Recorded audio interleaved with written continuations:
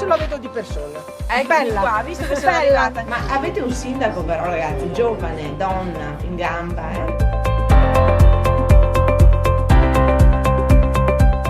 Guarda che paesaggio meraviglioso. Per chi fa agricoltura e impresa agricola in montagna ci devono essere delle agevolazioni fisse per tutti.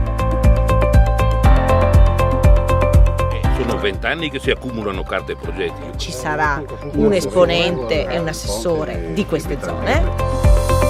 Invece per tuo figlio, cosa fai tu?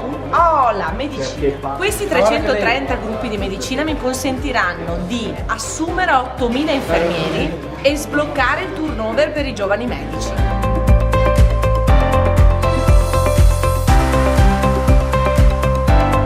L'idea è proprio di avere un'istituzione regionale non più distante ma che si mette a disposizione, che collabora. Abbiamo un tema caldissimo sul nostro territorio che è lo sfruttamento delle risorse idriche. Ora qua serve una legge forte, secondo me, dalla regione, dove ci sia un ritorno. Però questa qua delle centraline è una cosa che prenderemo in mano sicuramente. Ciao Alessandra Moretti, piacere. In un momento di grande difficoltà bisogna mettere insieme le forze, unire le forze, indipendentemente dai confini. Noi dobbiamo avere uno sguardo oltre confine, per cui se possiamo darci una mano tra province diverse, perché no?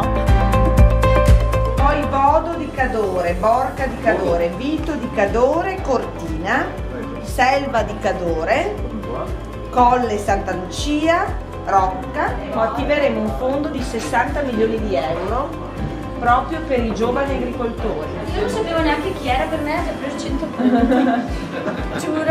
A parlare sono bravi tutti, ma quando era di fare qualcosa.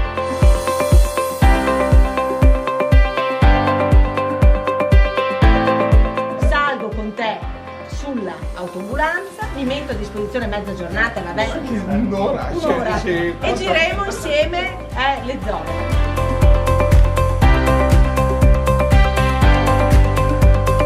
Il tema è questo, che se noi non facciamo vivere in montagna i servizi educativi, i servizi sanitari, i servizi del trasporto pubblico, non possiamo utilizzare per la scuola di montagna lo stesso parametro numerico che c'è per la scuola di pianura, perché è evidente che qua i bambini sono meno, ma se tolgo la scuola saranno sempre meno.